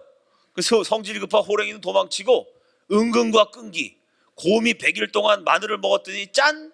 여자로 바뀌어서 웅녀가 돼서 그 사이에서 당군을 낳았다. 이거는 글자 그대로 호랑이가 마늘도 먹고 곰이 여자도 되든 진짜 호랑이 담배 피던 옛날 고조선의 건국 이념입니다. 지금 살고 있는 대한민국이라는 나라의 건국 이념이 뭐냐? 대한민국 건국의 주인공 이승만 박사의 글에 수도 없이 반복되는 말. 왜 대한민국이라는 나라를 세워야 되느냐? 한 가지 목표, 동양에 처음 예수교 나라가 되기 위해서 동양 최초의 기독교 국가가 된다. 이승만 박사의 글에는요, 이승만 박사의 인생에는요 중요한 순간마다 이 비전이 수도 없이 반복이 돼요. 1948년 우리나라가 해방을 맞이했을 때 이승만이 뉴욕에서 비행기 타고 한국으로 돌아옵니다. 미국 정부가 미국 말을 고분고분하게 듣지 않는 이승만의 귀국을 싫어해가지고 이승만 못 가게 막 막았어요. 그 이승만이 미국하고 싸워가지고 겨우 비행기 타고 오는데 그나마 티켓을 구할 수가 없어가지고 부인은 나중에 3달 걸려서 배 타고 오고요. 혼자 1948년 10월 14일 날 뉴욕에서 비행기 타고 한국으로 가요. 그때 이승만의 친한 미국 동료들, 친구들 5명이 공항까지 작별 인사를 옵니다. 그때 이승만이 친구들하고 악수하면서 30년 넘는 망명 생활을 청산하고 조국으로 돌아오는 그 목표를 이렇게 얘기해요. 내가 왜 지금 코리아로 돌아가려고 하느냐? 내 평생을 바쳤던 단 하나의 목표를 위해서다. 그거는 동양에 처음 예수교 나라를 세우기 위해서 나는 간다. 기독교 국가 세운다는 목표를 가지고 대한민국 비행기를 타고 와요. 제가 서두에 말씀드린 1948년 5월 10일 우리 역사상 최초의 자유민주 총선거, 이 중요한 국가적 중대사를 앞두고 최고 지도자 이승만이 붓을 들어서 글씨를 썼어요. 그 서예 작품이 지금도 남아 있습니다. 한문으로 4자를 썼어요. 방구명신. 야, 이게 뜻이 심오한데 우리말로 발음하면 좀 웃기죠. 방구, 이게 뭐냐? 나라가 오래되었다. 우리는 5,000년 길고 유구한 역사. 그 역사 속에서 고조선, 고구려 백제신라, 가야, 통일신라, 고려, 조선, 우리가 알고 있는 굵직굵직한 왕조만도 수많은 국가가 명멸했던 긴 역사를 가진 나라입니다. 기나긴 역사 속에 수많은 국가들을 거느렸다. 방구 이렇게 쓰고, 그 다음에 명령할 명. 이 명을 일반적인 용어로 해석하면 대한민국의 건국 정신, 기독교적으로 해석하면 대한민국 건국을 향한 하나님의 뜻, 그걸 이승만은 명령이라고 봤어요. 명령할 명자를 썼어요. 왜 명령일까요? 바로 그게 기독교 정신입니다. 여러분 성경을 딱 펼치면 창세기에 빛이 있으라 명하심에 빛이 생겨나니라. 아멘이시죠? 존재하는 모든 것은 저절로 만들어진 게 아니에요. 하나님이 명령하셔서 존재했어요. 이승만이 그 얘기를 하는 겁니다. 빛이 있으라 명령하신 하나님이 대한민국이란 나라를 세워라. 하나님이 명령하시니까 이 나라가 생겨난 거지 저절로 생겨난 나라가 아니라는 거예요. 나라가 오래되어서 수많은 국가들이 있었지만 이제 하나님의 명령을 받들어 새로 탄생하는 대한민국이라는 나라는 마지막에 새로울 전혀 새롭다. 5천년 우리 역사상 일찍이 본 적이 없는 전혀 새로운 국가 대한민국이 이제 탄생한다. 방구명신 썼어요. 옆에 사람이 물어봅니다. 아니 박사님, 고조선, 고구려, 백제, 신라, 가야, 통일신라, 고려, 조선 나라들이 많았는데 왜 대한민국만 새로운 나라입니까? 이승만의 대답. 우리 민족의 모든 나라들은 안타깝게도 하나님 모르고 우상 숭배하는 나라였지만 대한민국은 동양의 처음 예수교 나라가 될 걸세. 이 한 가지 목표를 위해서 나라를 세운 거죠. 다시 한번 보여주세요. 동양의 처음 예수교 나라를 만들어 무슨 일 하자는 거냐? 아시아 주의 예수교 문명을 발전시킬 책임을 매기심이라. 한국이 동양 최초의 기독교 국가가 되고 이 한국을 통해 아시아, 동양 전체가 기독교 문명권, 기독교를 받아들이는, 다시 말해서 기독교 국가 세워서 세계 선교를 감당한다. 이게 1913년 망명지 하와이에서 쓴 이승만의 책에 나오는 건국 이상입니다. 여러분 이 얘기를요 조금 더 깊게 들어가 보면 신학적인 의미가 있어요. 서양 역사에 강대국이 많습니다. 강력하고 화려했던 로마 제국, 나일강의 선물 이집트 제국, 성경에 나오는 느부갓네살 임금의 바빌론 제국이 있죠. 그 강대국들 가운데 서양을 복음화시키기 위해서 하나님이 어느 나라 어느 민족을 선택하셨을까요? 강대국을 다 제쳐놓고요, 강대국 틈바구니에 끼어서 밤낮 침략당하고 밤낮 짓밟히고 포로로 잡혀가고 학살당하던 제일 비참한 약소국 이스라엘을 선택하셨어요. 그 이스라엘에게 복음을 주셨어요. 이스라엘에서 시작된 복음이 서양을 한 바퀴 돌면서 서양 여러 나라가 기독교 국가가 됐어요. 아니, 하나님이 복음화를 위해서 선택하려면 강한 나라, 돈 많은 나라, 인프라가 잘 갖추어진 삐까뻔쩍한 나라를 선택하셔야죠. 왜 서양의 제일 약한 이스라엘을 택하셨을까요? 신명기서의 말씀을 보면 여호와께서 너희를 택하심을 보라. 너희가 다른 나라보다 수요가 많아서도 아니고 강대하여서도 아니고 오히려 너희는 열국 가운데 가장 적은 민족이라. 이 약한 민족을 왜 하나님이 택하셨을까요? 다만 여호와께서 사랑하심을 인하여 택하셨나니. 아멘이시죠? 그 약한 이스라엘을 하나님이 사랑하셨어요. 그 이스라엘에게 복음을 맡기셨어요.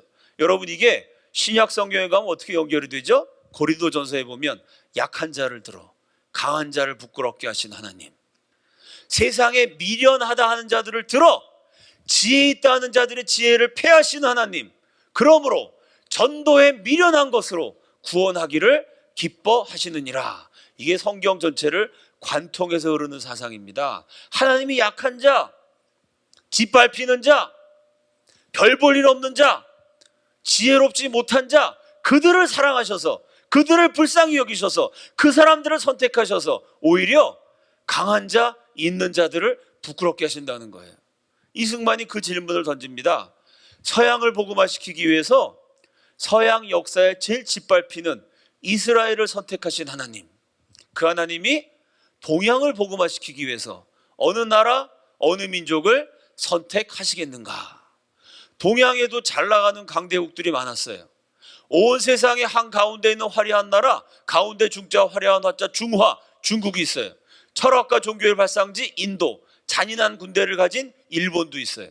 동양에도 강대국들이 많은데 하나님이 그 동양을 복음화시키기 위해서 강대국 틈바구니에 끼어서 5,000년 동안 997번 침략당했던 나라, 민족이 생존하기 위해서 우리는 중국의, 러시아의, 일본의 북방 오랑캐들에게 항상 무언가를 바쳐야만 됐어요. 땅덩어리는 좁고 인구는 많고 자원도 별 볼 일 없는, 뭐가 나는 게 있어야, 무슨 다이아몬드가 막 광산이 있든지 석유가 콸콸 나야 뭐 강대국한테 바치죠. 바칠 게 없어서 우리가 5천 년 동안 제일 많이 바쳤던 품목, 그게 여자예요. 소녀도 바치고 처녀도 바치고 부인도 바치고 어머니도 바쳤어요. 7, 8살 때 소녀들 몇천 명씩 바친 적도 있고 30, 40, 50된 여자들도 끌려갔어요. 적을 때는 100명, 많을 때는 10만 명, 20만 명씩. 민족이 생존하기 위해서 이 가난한 약소국이 그나마 바칠 게 없어갖고 여자를, 딸을, 어머니를, 아내를, 누이를 바쳐서 근근히 이어내려온 이 약소국 코리아를 하나님이 사랑하셔서 선택하셨다는 거예요. 그 코리아에게 복음을 맡기셨다는 거예요. 코리아에서 시작된 복음이 동양 전체를 기독교로 물들일 것이다. 동양 최초의 기독교 국가가 돼갖고 동양을 복음화시키는 위대한 국가가 된다. 1913년에 이 글을 썼어요. 102년이 지났습니다. 2015년 현재 이승만의 예언은 맞았을까요? 첫째, 아시아에서 기독교가 제일 왕성한 나라, 아시아 굴지의 기독교 국가 대한민국입니다. 동양 최초의 기독교 국가가 된다. 이승만이 글 쓴 그대로 됐어요. 둘째, 중앙아시아 선교, 서남아시아 선교, 동남아시아 선교, 일본 선교, 중국 선교, 오늘날 제일 잘하는 나라 대한민국입니다. 이승만이 예언한 그대로 동양 최초의 기독교 국가가 돼서 동양을 구원하는 제사장의 사명을 감당한다. 그 기도가 그대로 이루어진 것을 확인할 수 있습니다. 시간이 벌써 많이 지났는데 조금 더 해도 되겠죠? 하나만 더 보겠습니다. 그 다음 장면이요. 자, 요거는 이승만이 만 28살 1903년에 감옥에서 쓴 글입니다.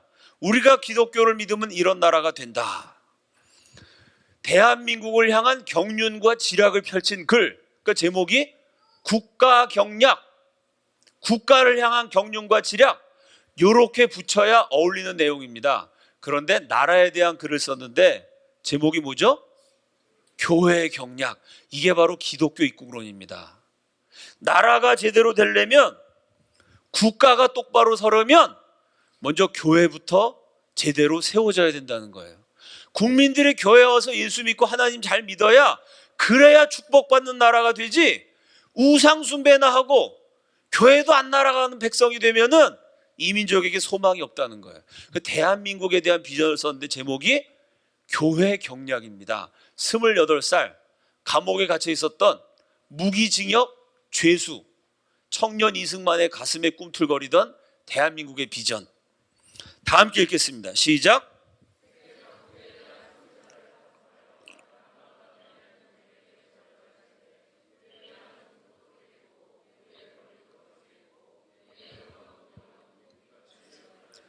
자, 지금부터 112년 전 1903년에 이승만이 세 가지 예언을 합니다. 우리가 예수 믿는 기독교가 되면 첫째, 어떤 나라가 되느냐? 세계 각국에 대한민국 선교사를 파송하는데 저 땅끝에 있는 야만과 미개한 인종에게까지 전도하는, 지구촌 구석구석에 선교사 파송하는 선교의 대국이 된다. 이승만이 이 글을 쓸 때는요, 우리나라 예수 믿는 사람이 글쎄 한 1000명이나 2000명 있었을까요? 우리나라도 예수 믿는 사람이 1000명밖에 안 되는데 그때 이승만은 벌써 전 세계 선교사 파송하는 선교의 대국이 된다. 이런 글을 썼어요. 지금 2015년 현재 선교사 제일 많이 파송한 1등 미국. 근데 미국은 인구가 우리나라보다 6배입니다. 2등이 한국인데요. 미국이 인구가 많으니까 선교사 숫자도 많겠죠? 인구 비례로 따지면 선교사를 제일 많이 파송한 압도적인 1위의 선교 대국이 대한민국입니다. 112년 전에 세계 전역에 대한민국 선교사를 파송한다. 이승만이 쓴 글 그대로 이루어졌어요. 둘째, 이렇게 우리가 예수 잘 믿고 선교사 파송하면 어떤 나라가 되느냐? 우리의 나중복도 크겠고 우리의 권리도 커지겠고. 다 함께 따라합시다. 나중복. 이승만의 글에는요, 동양의 처음 예수교 나라 나중복, 동양의 처음 예수교 나라 나중복. 우리가 나중에 큰 복을 받는다는 거예요. 아니, 복을 받으려면 당장 복, 지금 복, 현재 복, 빨리빨리 복. 한국 사람이 좀 성질이 급해요? 왜 나중복일까요? 5,000년 우상 숭배했더니 지금은 지지리도 복이 없어요. 이승만이 이 글을 쓸 때 평균 수명 37세. 끔찍하지 않습니까? 아니, 국민이 평균적으로 37살밖에 못 사는 나라였어요.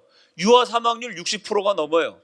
어머니들의 아기를 낳으면 10명이 태어나면 6명, 7명이 2살 되기 전에 죽는 비참한 나라. 5,000년 귀신 숭배했더니 현재 복은 지지리도 없지만 이제라도 정신 차리고 믿으면 우리 후손들은 큰 나중복을 받아 누리게 될 것이다. 이렇게 예언했어요. 대한민국이 축복받는다는 거예요. 그렇게 됐나요? 20세기에 대한민국이 두 가지 면에서 세계 1등 했습니다. 첫째, 기독교 성장률 1위. 영적인 축복을 제일 많이 받은 나라. 두 번째, 경제 성장률 1위. 물질적 축복도 제일 많이 받은 나라. 경제가 얼마나 성장했느냐? 올해가 광복 70주년이죠. 1945년 해방 당시와 지금을 비교해 보면 경제 규모가 3만 배 하고도 1,000배가 커졌어요. 나라가 출발하고 70년 만에 경제 규모가 3만 1,000배 커진 나라, 인류 역사 7,000년에 딱 하나 대한민국입니다. 기네스북에 오른 신기록입니다. 인류 역사 7,000년에 수천 수만 개의 국가 가운데 나라 출발하고 70년 만에 경제 규모가 300배 커진 나라도 몇 개 없어요. 70년 만에 어떻게 300배 성장을 합니까? 30배면 몰라도. 300배 커진 나라도 몇 개 없는데 대한민국은 300배도 아니고 3,000배도 아니고 3만 하고도 1,000배가 됐어요. 우리가 예수 제대로 믿으면 나중복은 클 것이다. 그 말 그대로 기독교 성장률 1위, 경제 성장률 1위.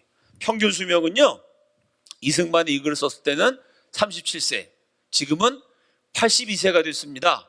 어르신한테 우리나라 평균 수명 82세니까 82세까지만 사시죠? 라고 인사했다가는 제가 먼저 가겠죠. 평균 수명 82세지만 아무도 82세까지 살 생각을 안 하세요. 보험이 나와도 100세 시대, 100세 상품. 어느 장로님이 어르신들 사이에 유행어를 저한테 가르쳐 주셨어요. 어르신들 사이에 9988124 이게 유행이라는 거예요. 9988 99세까지 팔팔하게 살다가 12 그래도 예의상 하루 이틀 알아줘야죠. 하루 이틀 알아야 자식들 모여서 장례 준비하잖아요. 99세까지 팔팔하게 살다가 12 하루 이틀 앓고 4 3일째에 천국 간다. 요즘 그 말이 바뀌었대요. 9988123 99세까지 팔팔하게 살다가 12 하루 이틀 앓고 3일 만에 부활하사 100살을 채운다. 사도신경이 들어갔어요. 거기 3일째에 천국 가면 안 된다는 거예요. 100살까지 살아야지. 37세였던 나라가 평균 수명 82세가 됐어요. 예수 믿으면 이렇게 큰 복을 받는다. 그대로 됐습니다. 마지막 세 번째, 우리나라의 영광도 영국, 미국같이 드러날지라. 요 글에 보면 영국이 먼저 나오죠. 요 글을 쓰던 1903년 세계 1등이 영국, 2등이 미국이었어요. 요 글을 쓰고 10년이 지난 1913년이 되면 미국의 경제력이 영국을 추월해요. 1913년부터는 미국 1등, 요 글을 쓸 때는 미국은 2등, 영국 1등. 그 당시 세계 꼴찌였던 조선이 조선보다 경제 규모가 대략 한 1만 배 이상 컸을 거예요. 엄청나게 비교도 할 수 없게 잘 살았던 영국, 미국처럼 영광스러워진다. 다시 말해서 한국이 세계 꼴찌하던 나라가 세계 1등하는 영국, 미국만큼 잘 살게 된대요. 이 말은 이루어졌을까요? 영국, 미국하고 한국을 비교해 보면요, 이 나라들이 우리보다 앞서 있는 점이 물론 많습니다. 근데 막상 가서 살아보면요, 한국이 영국, 미국보다 더 잘 산다고 느낄 때가 참 많아요. 이 중에도 아마 살다 오신 분 있을 텐데요, 영국, 미국 살다 온 사람한테 만약 설문조사라면 한국이 잘 삽니까? 영국, 미국이 잘 삽니까? 사람마다 의견이 다르겠지만 최소한 절반 이상은 한국이 더 잘 삽니다. 세상에 한국처럼 돈 펑펑 쓰는 나라가 없습니다. 그렇게 대답하는 사람이 아마 절반은 넘을 거예요. 저도 미국에 5년 살다 왔거든요. 저도 투표하라 그러면 한국 쪽에 투표를 던지겠어요. 한국이 압도적으로 영국, 미국보다 잘 사는 거, 돈 많이 쓰는 분야가 있습니다. 그게 뭐냐면요, 한국 사람들이 돈이 얼마나 많은지, 돈이 넘쳐나가지고 여자분들이 돈을 주체를 못해가지고요, 그 돈을 쓰려고 멀쩡한 얼굴을 다 갈아엎어요. 싹 밀고 다 뜯어고치죠. 싹 새로 만들어요.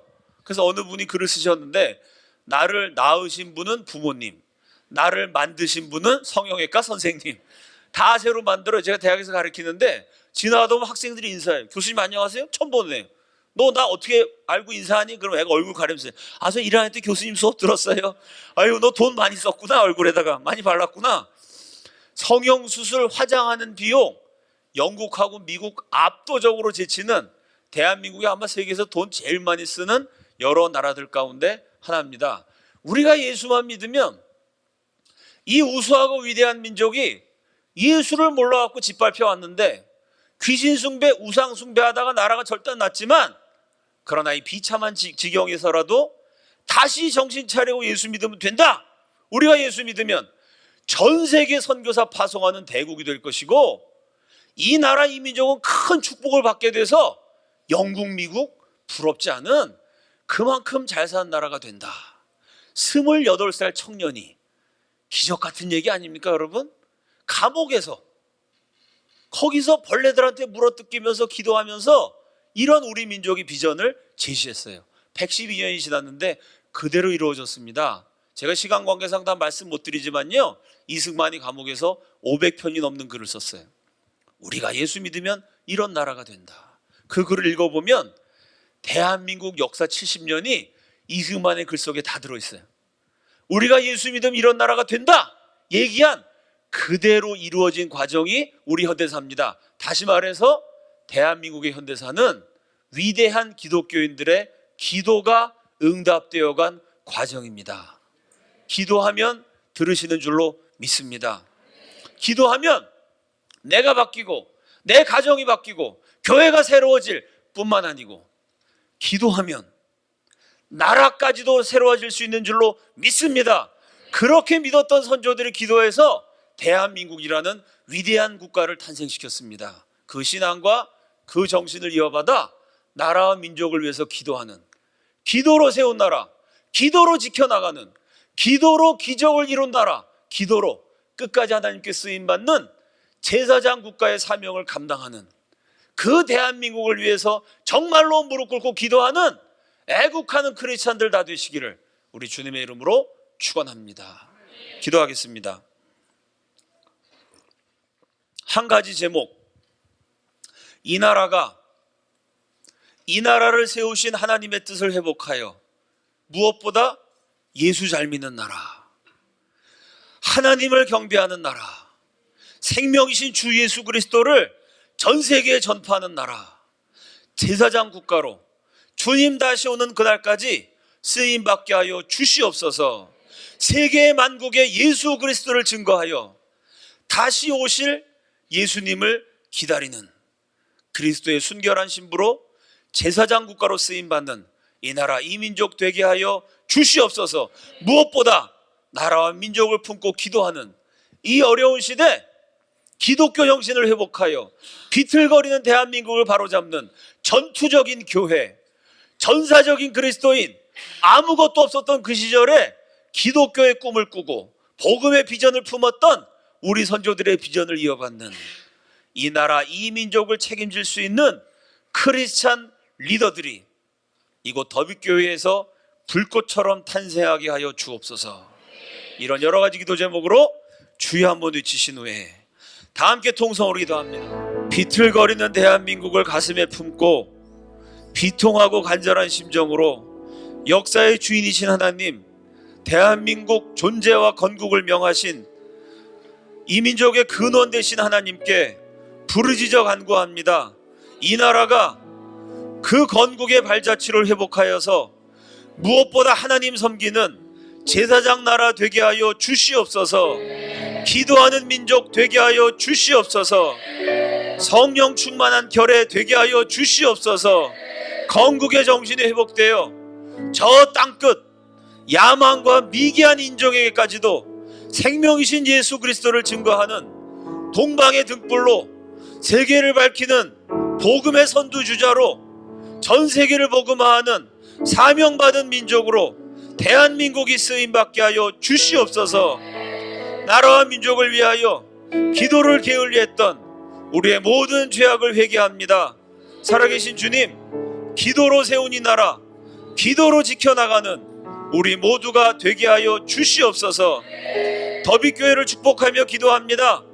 아무것도 없었던 우리 민족의 그 절망적이고 칠흑 같았던 어두운 역사의 밤, 그러나 보석처럼 빛나는 어둠이 짙어서 오히려 별이 더 찬란하게 빛났던 것처럼 그 고통의 시절에 무릎 꿇고 하나님 한 분 의지하고 바라보며 이 민족을 껴안고 통곡하며 기도했던 위대한 크리스찬 리더들을 주셨습니다.